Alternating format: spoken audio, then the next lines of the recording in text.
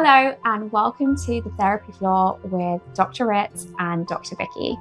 We are on the floor getting deep into the human experience, unpacking everyday dilemmas through the lenses of two psychologists. Let's start unpacking today's dilemma. Let's do it. So this is coming in and this person is saying, my sister was divorced 2 years ago and she is struggling with depression. Things got worse for her last month when her daughter accepted a job at her father's girlfriend's florist shop. She's gone through a really tough time, neglecting herself, not seeing her friends, stating she only lives for her children and now feels rejected. She has been the main parent to both her children for the last 2 years, whilst also coping as a single parent. Our mum is there to support her, and I try to listen as much as possible. Is there anything else I can do for her?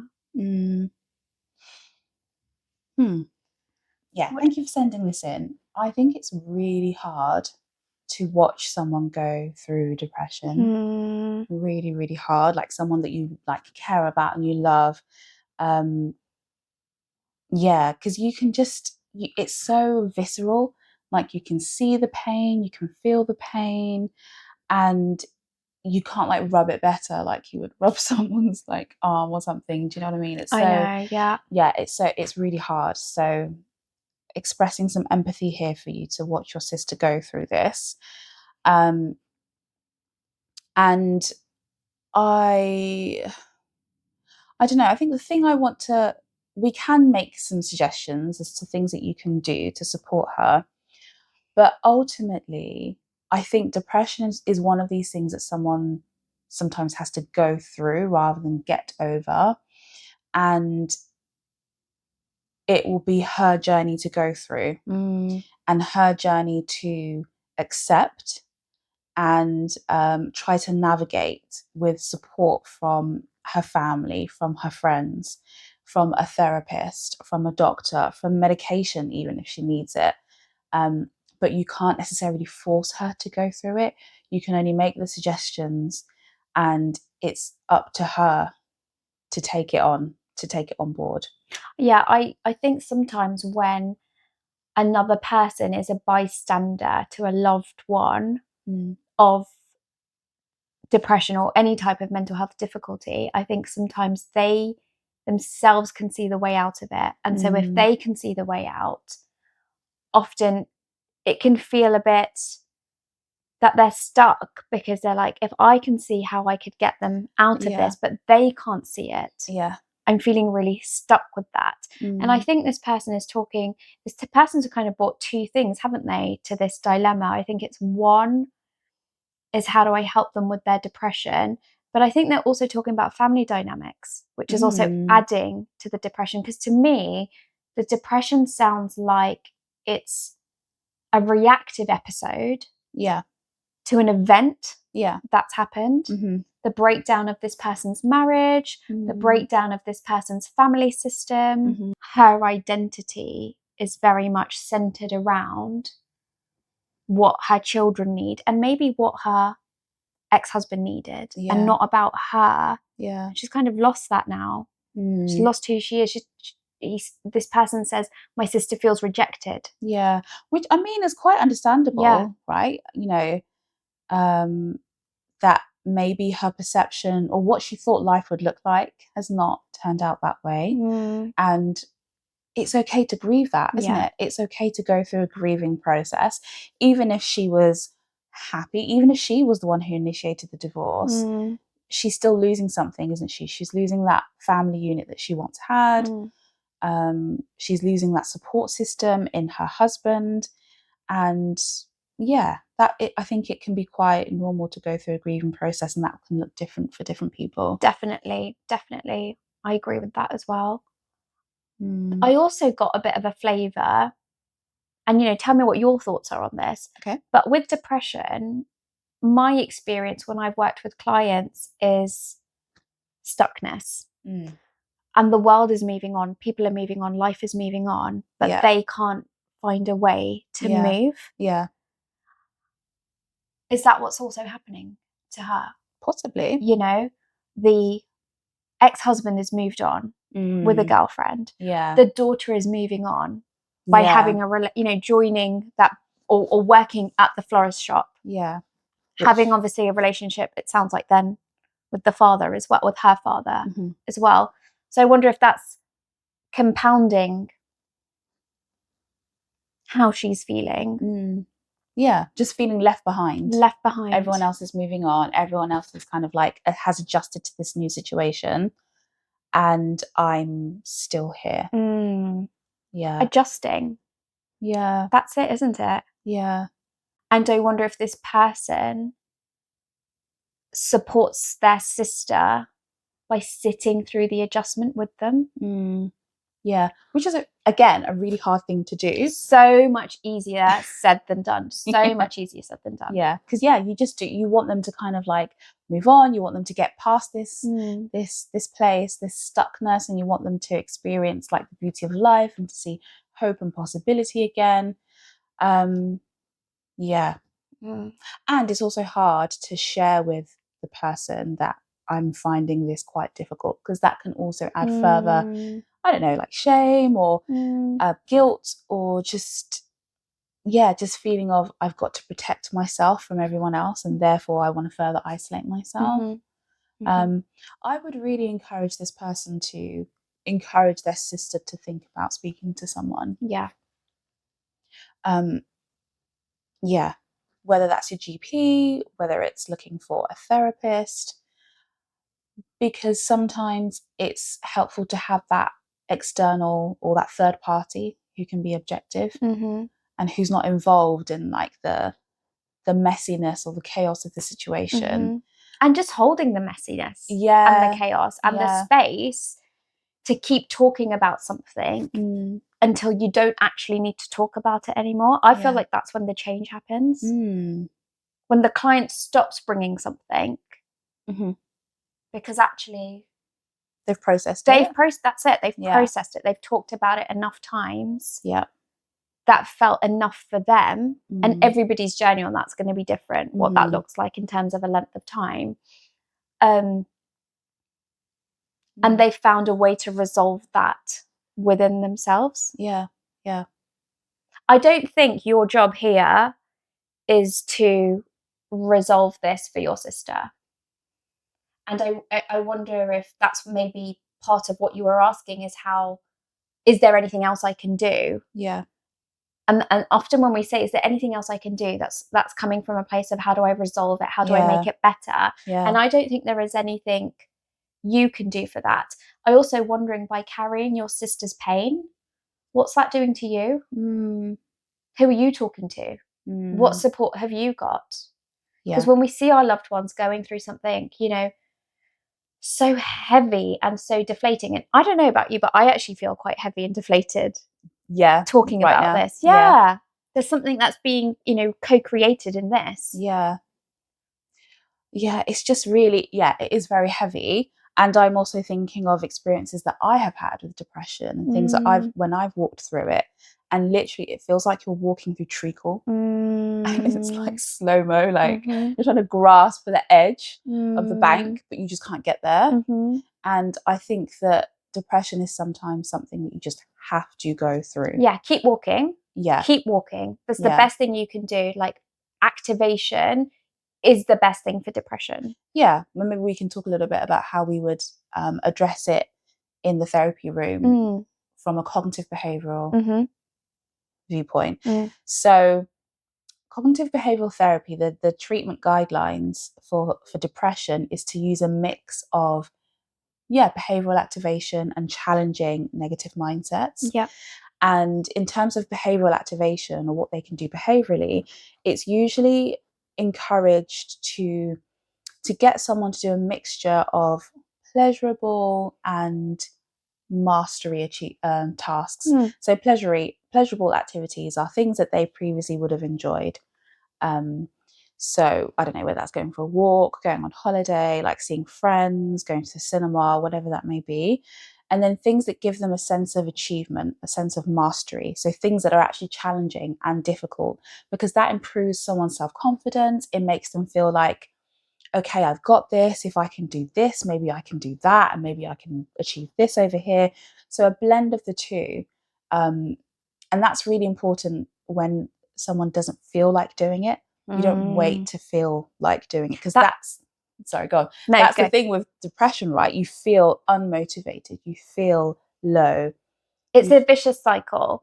So the way I often describe it to my clients is you feel so hopeless, so you do less. Yeah. And then because you're doing less, you're feeling more feel helpless. And so again, you do less. Yeah. And then you're just caught in this vicious cycle, often waiting to feel better internally before you do something externally. And this is one of the times where I actually say, actually go for the external first. Yeah, exactly. Like, yes, of course, let's create the trust and let's talk about what's going on for you. But then we actually have to go to the external. You've got to be doing something. Yeah, I'm going to invite you to really think about between this week and next week, if you, let's say you're into art, paint. Just get your paintbrushes out, get your paint out, that's the walking through the mud, isn't it? Yeah. Step by step, day by day. Yeah. And also that depression does not look the same every day. It's not a linear growth to come out of it. One of the beautiful analogies that we were taught, I don't know if you remember this, but by one of our mentors, was they said the way they like to ask their clients about their depression is a cloud. They use a cloud analogy. Okay. That depression is this black cloud. When it's at its worst, it's this black cloud that's literally sitting over their head. And it's raining, it's thunder, it's lightning, it's pouring. Like that horrible cloud you never want to get stuck in. And then that they may come back the following week and they'll ask them, so where's the cloud today? Is it right here? Is it kind of maybe just here? You can still see it, or is it a bit further away in the distance, near some trees? You're aware that it's there, but you're able to do something. And I think that's a nice way to give somebody a bit of control over their depression. Yeah, is to visualize it in a way that allows them to watch it, create some distance. Yeah, I like that. Yeah. Yeah, it kind of gives them the sense also that this isn't going to be, I can have a relationship with this thing.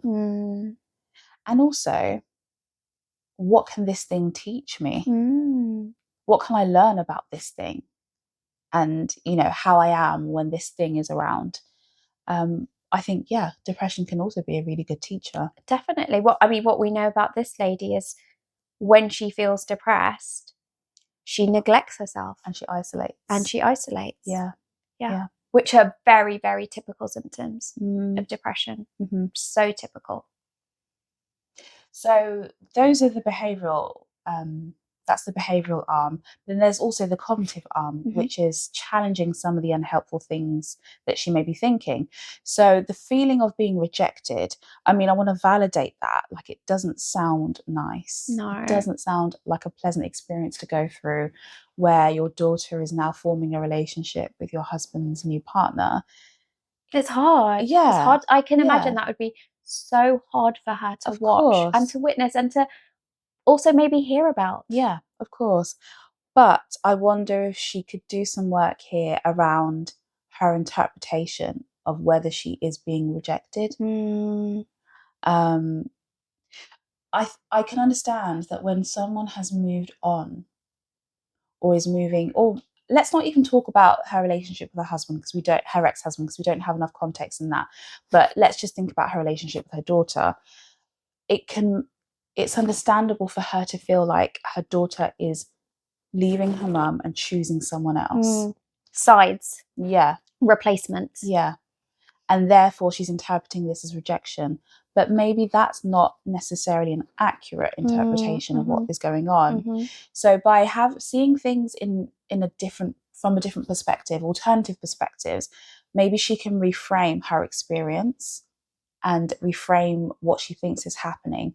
And it may not be that she's being rejected by her daughter, who knows, it may be that her daughter is trying to make the most out of an opportunity that has presented itself. Maybe her daughter is thinking, I need to find another way to help support my mum so she's not bearing the brunt of all the financial, I don't know, stuff that's going on in the family. Maybe that she doesn't want to feel like she's taking sides between her dad and her mum, and she wants to feel like she can have a relationship with her dad and support her dad through his transition. It can mean so many different things. It doesn't just have to mean rejection. Yeah, I can see how the present moment, I'm feeling really affected by what is currently going on, can really cloud our perspectives and what her perspective may be in the long run, which is actually, I can look back and with hindsight, I can see and interpret this situation a lot differently from what than when I was actually going through it in the moment. I think I think that's a really important skill that can be taught, in cognitive therapy. The ability to challenge yourself and, ask yourself, I might be thinking this now, but what would I think 10 years from now? What would I think 5 years from now? What would I even think a year or a month from now? Yeah. Because I think often, well, always, the way that our emotions and our thoughts interact with each other are quite messy. And sometimes irrational. Exactly. And sometimes because we feel something and we then think something, we think it's true. Yeah. So the idea here is, my daughter is spending time with her father's girlfriend, working with her. That makes me feel rejected. I might be replaced.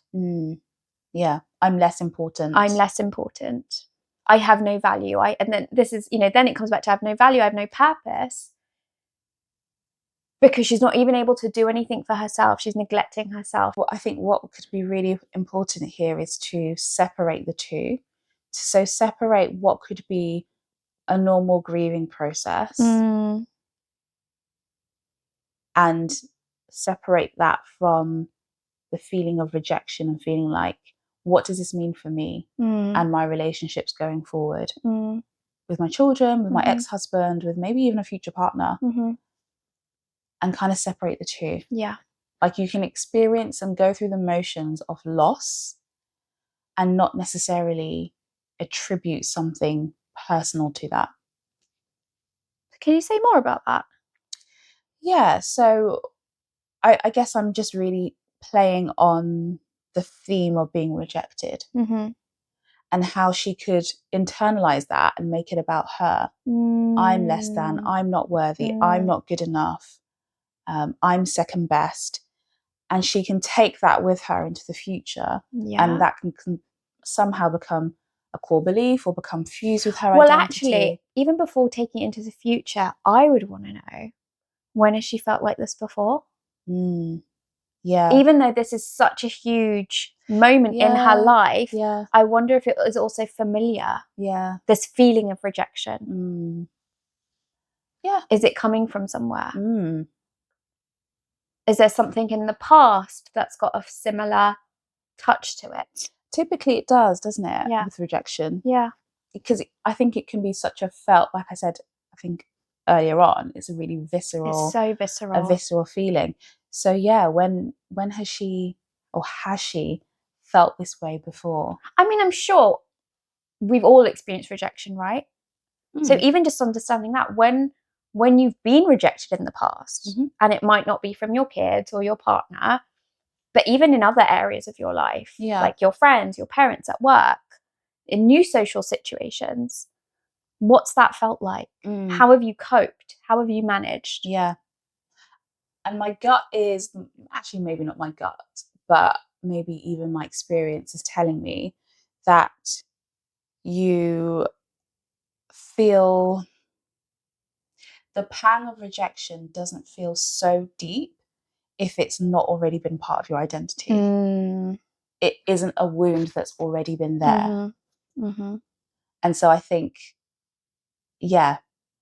based on how she feels, just how deeply she feels this, it may give some indication as to whether there was a previous wound. Previous rejection wounds wound that cut deep. Yeah.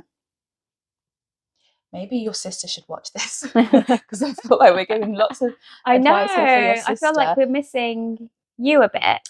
I know, right? Yeah. But I wonder, is that what is happening maybe in the family? You talk about your mum supporting your sister. Yeah. And that's why I'm coming back to who is supporting you. Exactly. Who's supporting your mum is what's going on with your sister taking up a lot of space. Has it taken up a lot of space in the last 2 years? Which understandably it will. And that does happen in family systems where people have different, let's say, turns, so to speak, of being held. But it's interesting, isn't it, that we've kind of like gone towards the sister more. Yeah, rather than the person who's asking for help. The person who's asked for help. Yeah. It's not because we've not heard from the sister asking for help. No. Has that always been your role as well? Trying to figure it out for your sister? Like what roles do you both carry in the family? Yeah. And how does that impact your relationship? How does it impact your relationship with your mum as well? And how is your mum finding it? How are you finding it? Are you both talking to each other about it? Yeah. And this isn't like me saying go and tell your sister how you're feeling, because I don't think she's got the capacity. Maybe she might not. Well, yeah, she might not right now. Yeah, and that's absolutely fine. Yeah, but who's your people then? And I think that's an interesting one, isn't it? Because I've seen it in my therapy room. I don't know if you have, but somebody's coming with a problem that's not actually their problem, but a problem they're trying to hold for someone. Yeah. And I don't think it doesn't work, really. It doesn't work. We can't do the work for other people. We can lead them to the door. We can point them in the right direction. We can say, this could be the way. But ultimately, they have to walk through it themselves. They have to be ready. They have to want somebody else to hold their hand through the treacle. Yeah. Ask some, or have somebody ask them, where's the cloud today? In that real professional clinical capacity. Yeah. Because it's serious. Depression is serious. Yeah, it is. It is. And then maybe the onus can be on her to tell you how you can help her. Yeah, actually. I like that. Yeah. Yeah. That's maybe something you could do, is ask her. And alternatively, if you are aware that you can get into a particular mind state after seeing your sister, or you're aware of how it can affect you, then be mindful and intentional about the timing of when you do interact with her and how you interact with her. I guess essentially what we're saying is, although you have brought this and you want some help with helping your sister, we also want you to not forget yourself. Not forget looking after yourself in the process. Yeah. I hope that's been helpful. Yeah, I hope that's been really helpful. And thank you so much for sharing that with us. Thank you. Should we move on to the next one? Yeah, let's do it. So our next dilemma comes from a woman in her 40s.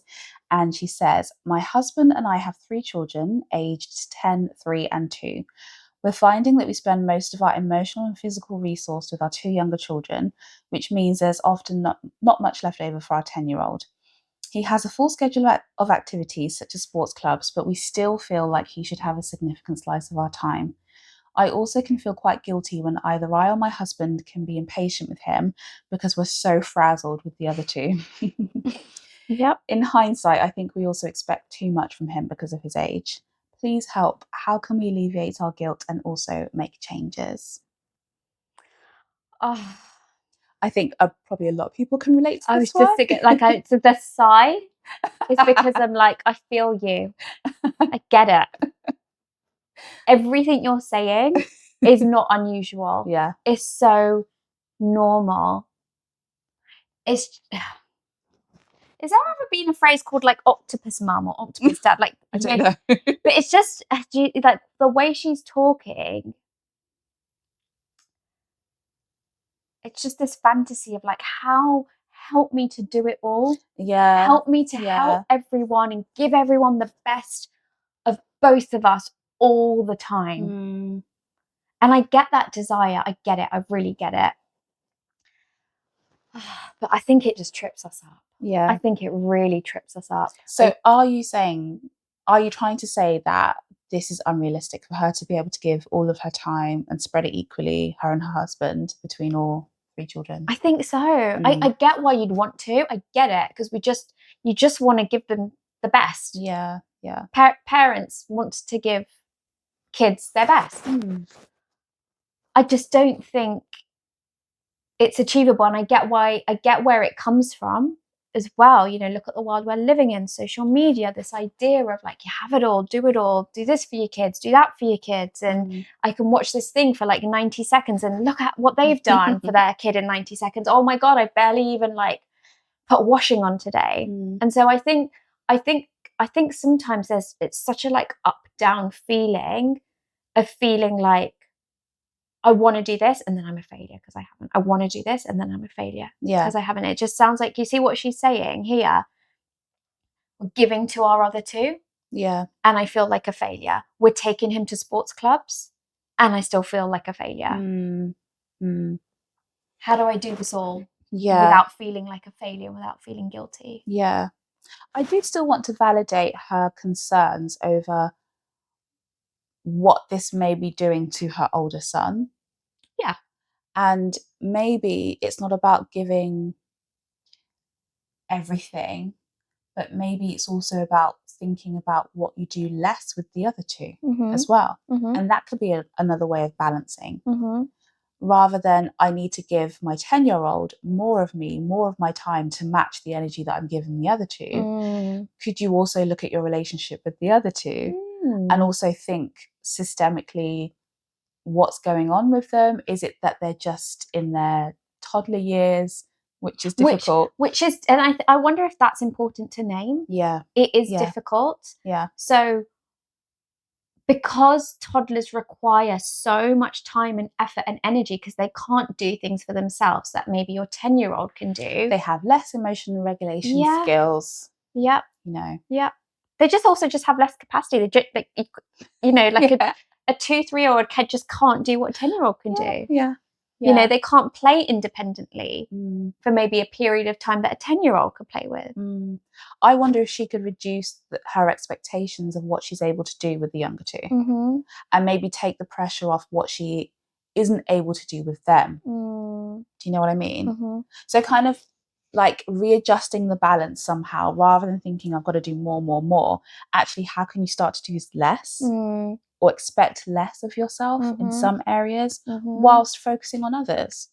I also wonder, part of me is wondering about, is she trying to create the experience that she had with her 10-year-old when he was a toddler, when it was obviously only just him? Yeah. You know, so the time required of her was a lot less. Yeah. And now, you know, that time has to be shared and it might not be equal. And that at the moment, I think that can be okay. Yeah. Yeah. You know, I say quantity. No, I don't. I say quality over quantity. Yeah. So he might not get the most nurturing side of you that you're giving to the toddlers, but how can you make the quality of the time you do spend with him, like even if it's only 20 minutes, let's say a few times a week, he just gets 20 minutes one-on-one time with you, where you're not having to maybe think about, or you're telling yourself, I'm not going to think about anything else or anything else that needs to be done in our lives. It's just time with him.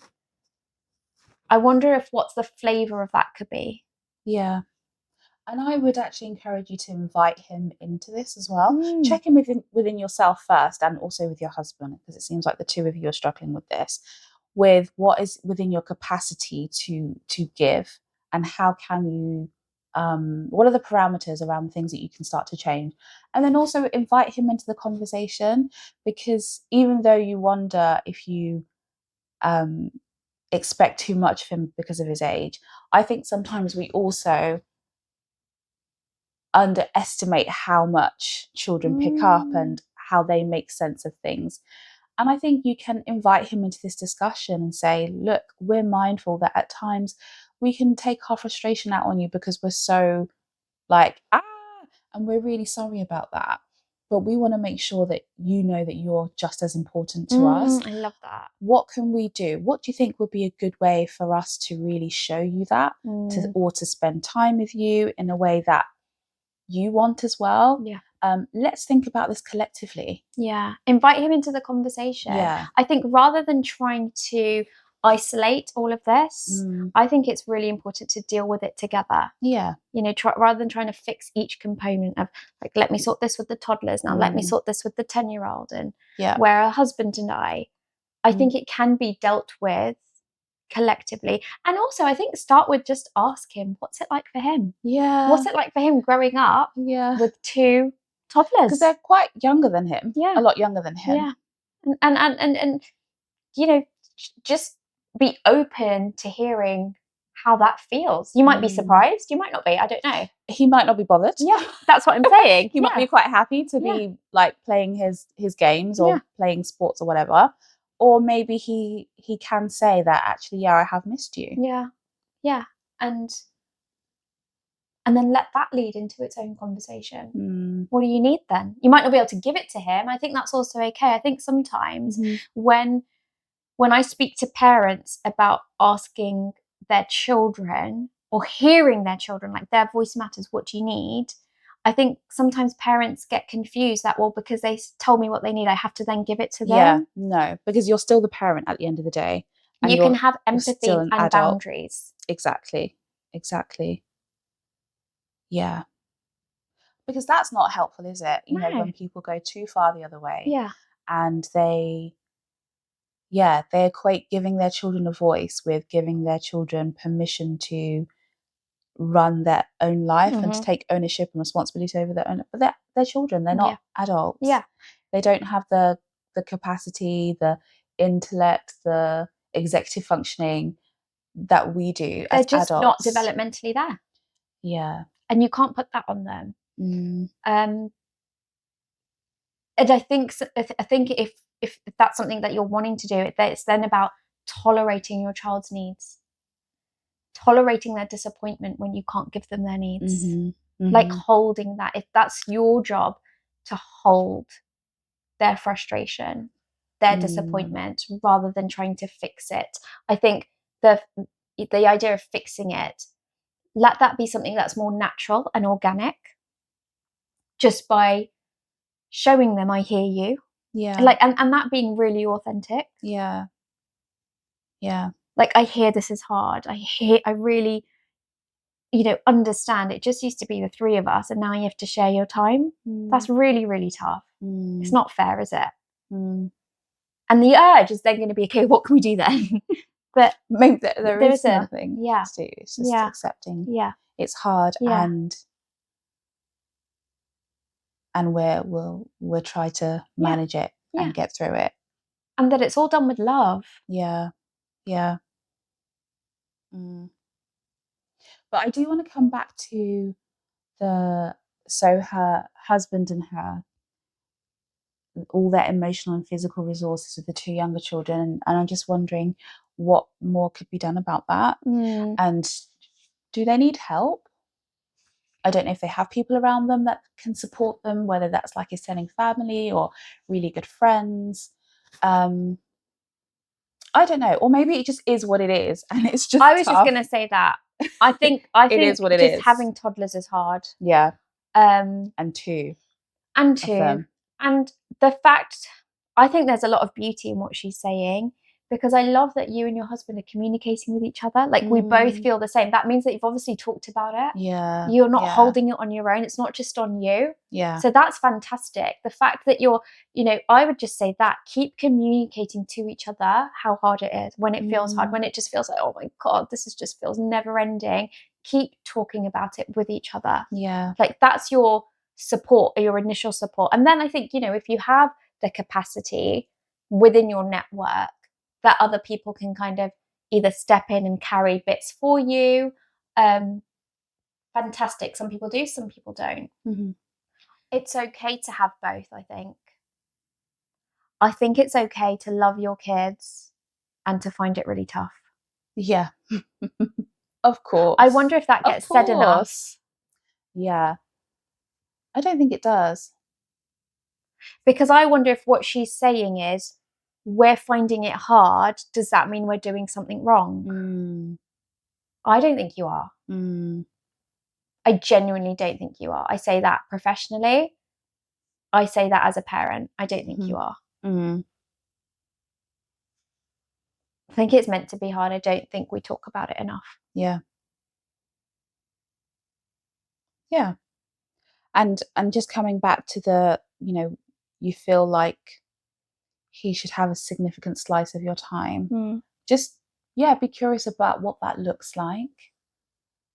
That slice of your time, a significant portion.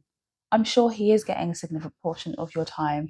But I wonder if she's coming back to time again being quantity of time. Yeah, rather than the quality. Quality, yeah. Because if he's 10, he's also, I imagine, going to be in school. Yeah. He's got sports clubs. Yeah. He's got lots of activities. Yeah. Do you miss him? Why do you say that?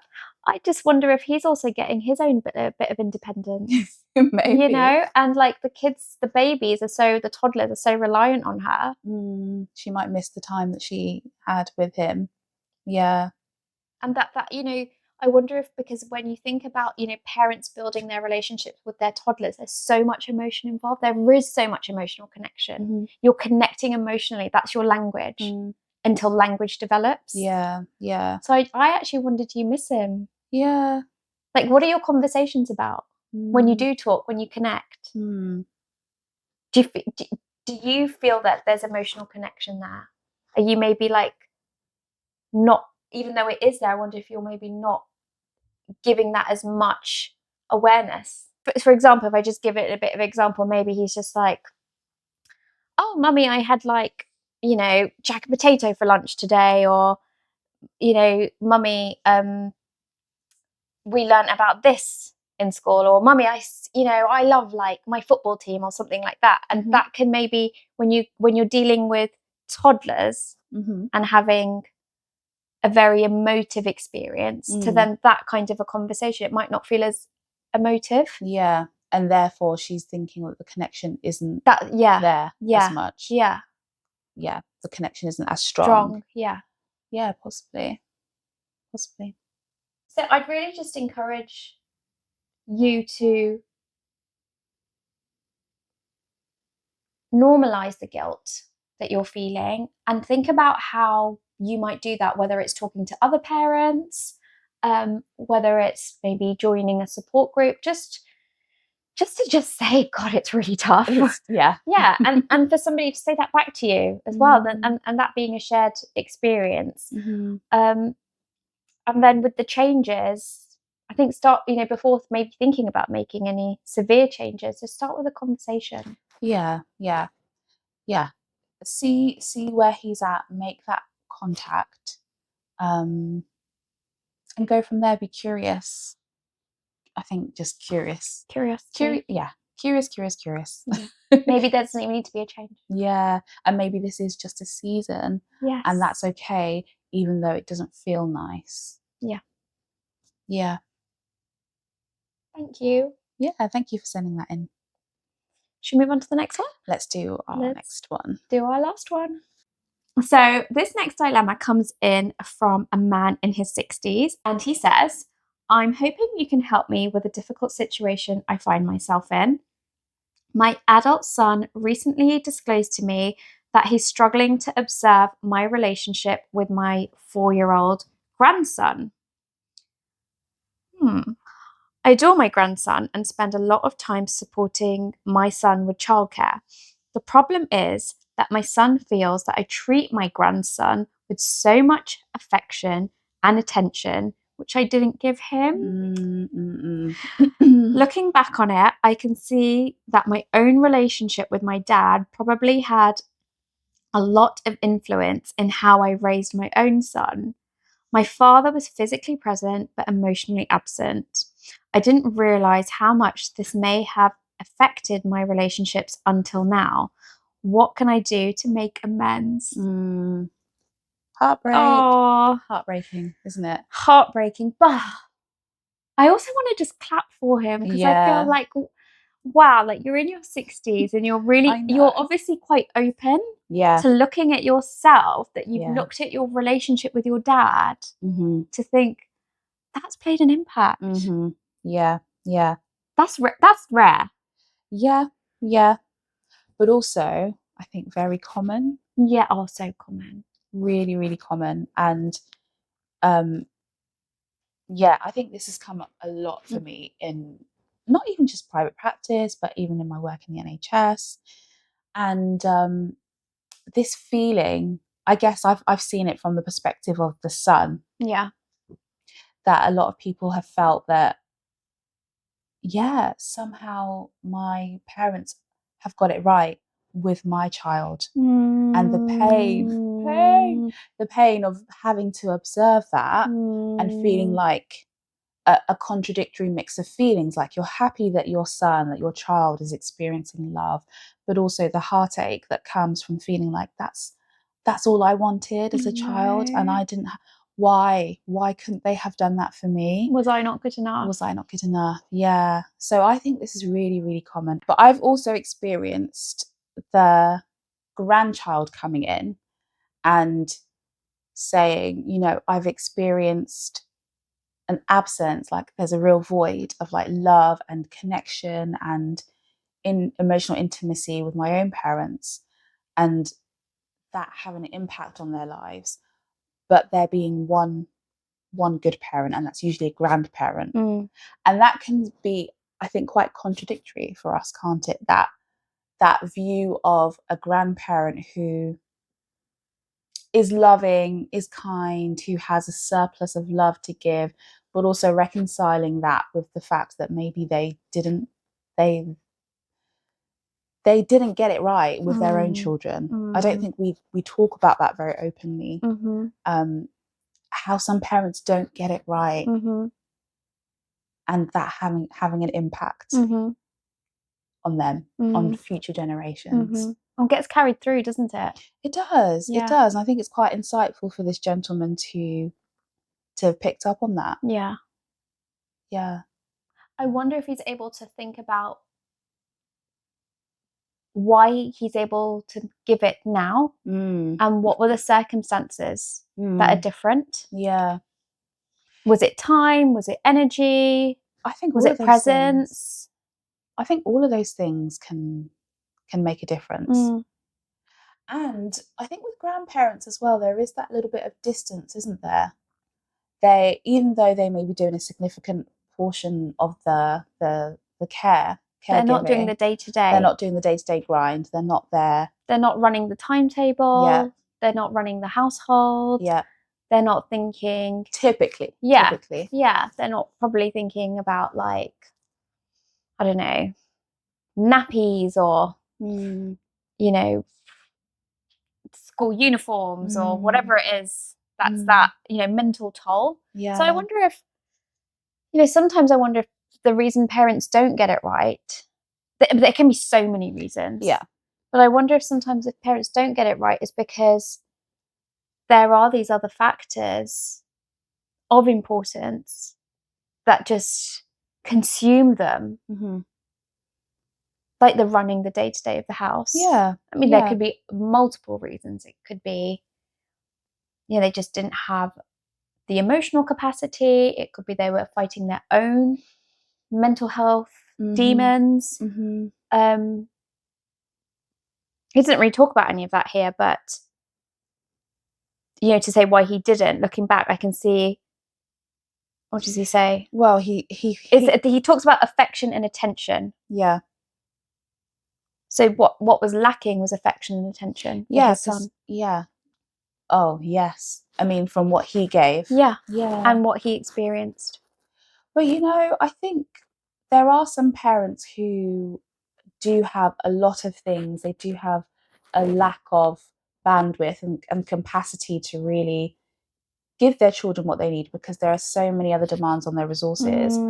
But at the same time, there are some who are able to do that in spite of everything that they have going on. And I do think that what we have experienced can impact our, the way people relate to us, particularly our caregivers, can have an impact on our attachment styles, can have an impact on even how we view ourselves, and that can impact on our children. I think it absolutely does. Yeah. And I think there's something about seasons of life. I'm just thinking back to your question about why now? Why is the granddad or this man able to give love to his grandchild now? And maybe it's also about the seasons that we find ourselves in. And maybe he's in a different season of his life right now. Maybe he's in a season where he can be insightful, he can be reflective. Maybe he's gone through certain life experiences that have really led him to be more open, Yeah. in a way that he maybe wasn't able to do that with his son. Yeah. Because maybe things were still fresh. Yeah. Things were still, I don't know if his father is still alive, but things could still be very much live. See, something in all of this that speaks to me is coming back to love and affection and the importance we give it. Say more.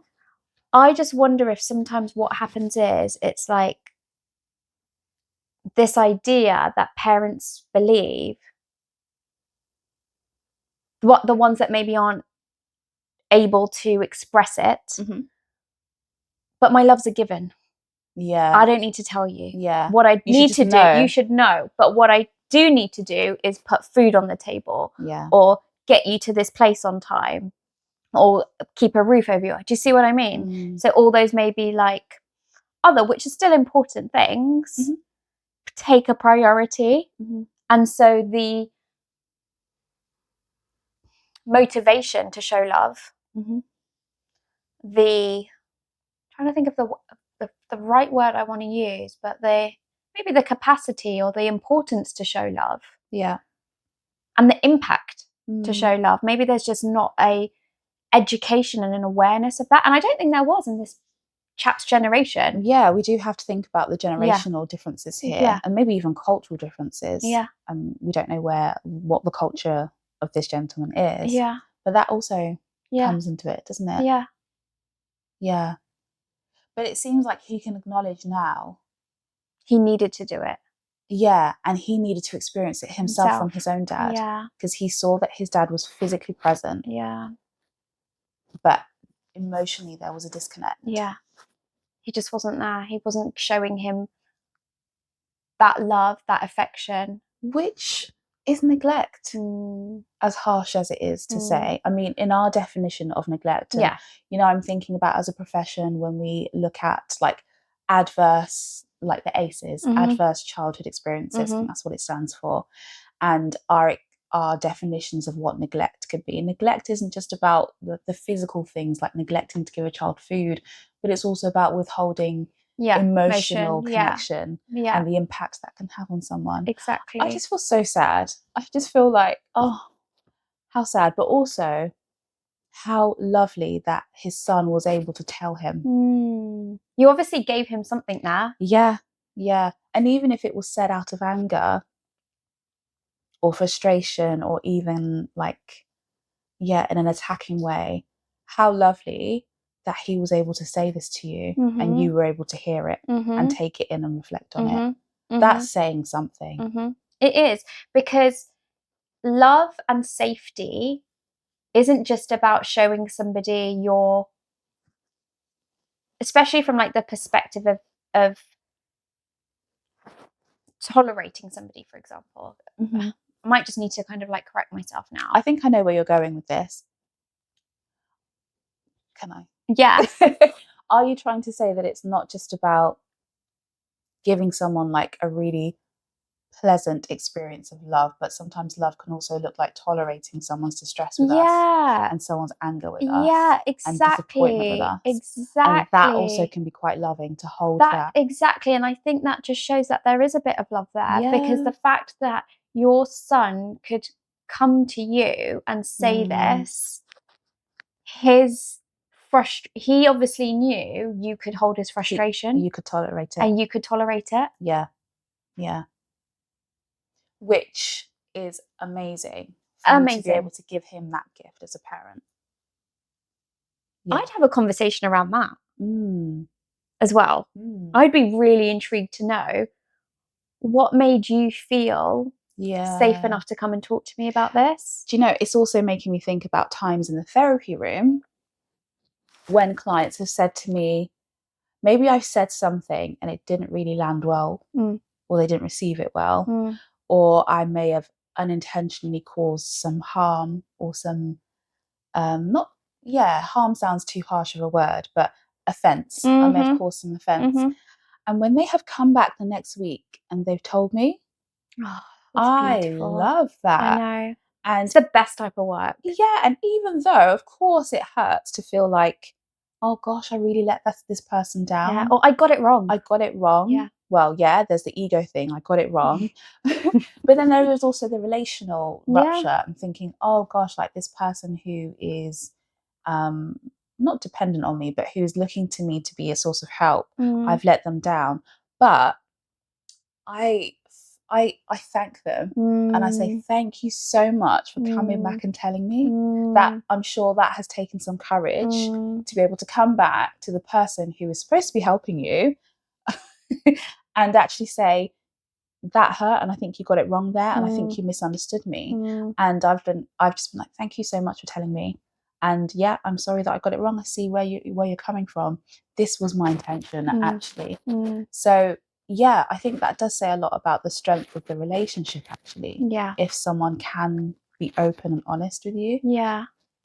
I like that you picked up on the courage. Yeah. I think both of these men are showing a lot of courage. Yeah, I think and I so really too. hope that and I imagine it's going to be felt by the grandson. Yeah. Yeah.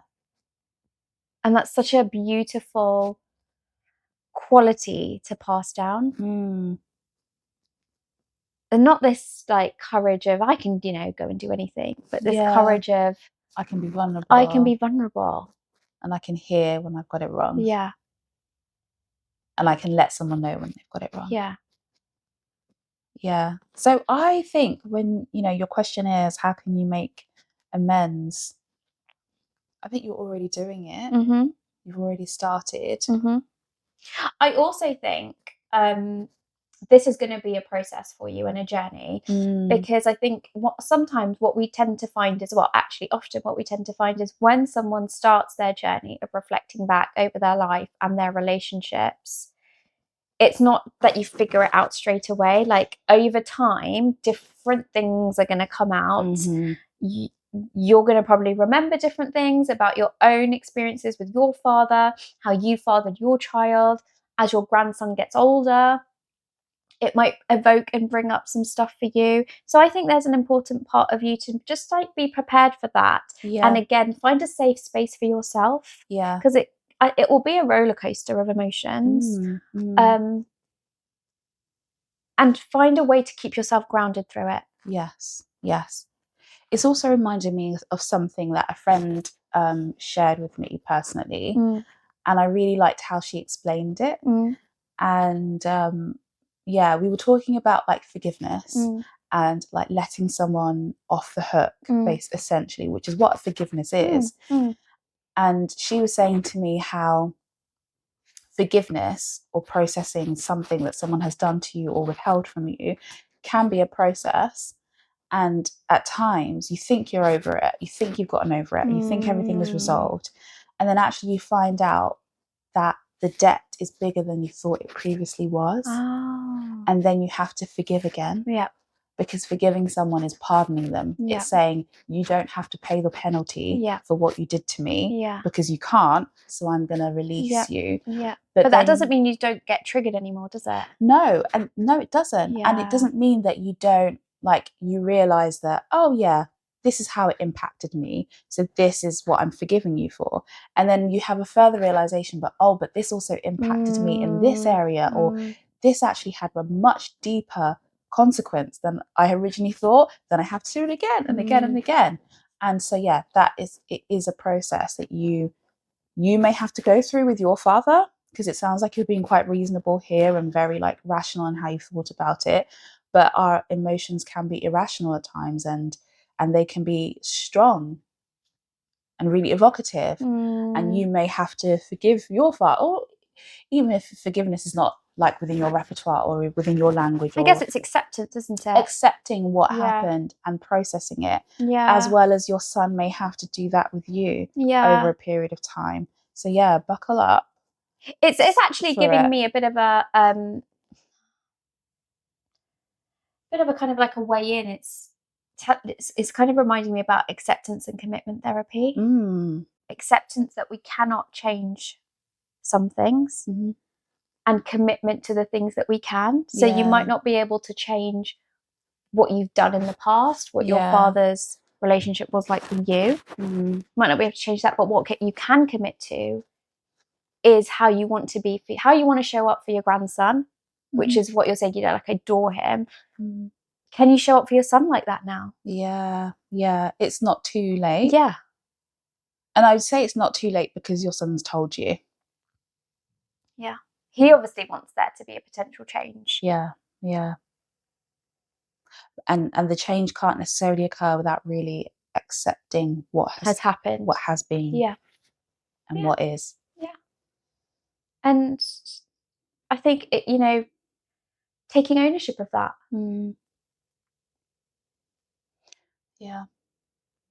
What a lovely opportunity you have here that you've been afforded. Because I've also worked with some people who are aware that they have had a deficit in their parenting and it's impacted their now adult children, but they can't say, or maybe the relationship is completely ruptured. So they struggle with an opportunity to really make amends. Yeah. But what a lovely opportunity you've been afforded here. And that you see it as a chance for amendments. Yeah. And you know what also it's making me think of? We have this saying, I think, in the psychology world or in the therapy world, which is what has been or what has happened to you is not your fault, but it is your responsibility to work through it and to address it. It is. And it sounds like you're up for it. You're up for the challenge to work through it. And even though you know that maybe it wasn't my fault, that I wasn't able to give my son what he needed, but it's my responsibility to do it now. So I feel really excited for him. Yeah. I want to know more. Like I want to hear back to hear how it goes. I know. So I hope you do. Please get back in contact with us. Let us know how it goes. But it sounds like it has the potential to be fruitful. Hard. I think it will be hard, but I think it has the potential to be fruitful. And kind of like, as you said, V, it sounds like he's ready for the challenge. Yeah. Everything happens for a reason. Stuff happens at different times in our lives. Maybe he wasn't ready for it then. Yeah. And he's ready now. Probably. Yeah. Probably. You've been given that chance. Yeah. What's that saying? The lesson? I'm just making this up. But something like the lesson presents itself when the student's ready to learn. Something like that. Something like that. Is that from Karate Kid? Is it? I don't know. Because he said student. Maybe. I did think that as well. When you said student, I was like... Student. Karate Kid student. Yeah. Cool. I hope that's been helpful, unless you wanted to say more. No, I think that's kind of like wrapping it up nicely. Let's move on to what we've learned. Yeah. What have you learnt today, Vicky? I'm coming back to that holding the tension with the and. Accepting that things can be really difficult and we're going through a difficult time or a difficult season, and it also being okay. Like we don't need to eradicate one or the other. Both things can coexist. Difficulty and acceptance can exist. Yeah. I think that's something that I probably will have to hold on to. I mean, that in itself is almost like a tool, isn't it? It is. Like when you're looking for the fix. Yeah. That's almost like a good way to say there is no fix, but the fix here is I can have both. Yeah. What about you? What have you learned? I really loved what your friend said about forgiveness. I know, it was good, wasn't it? It's a good one. That was a really good one.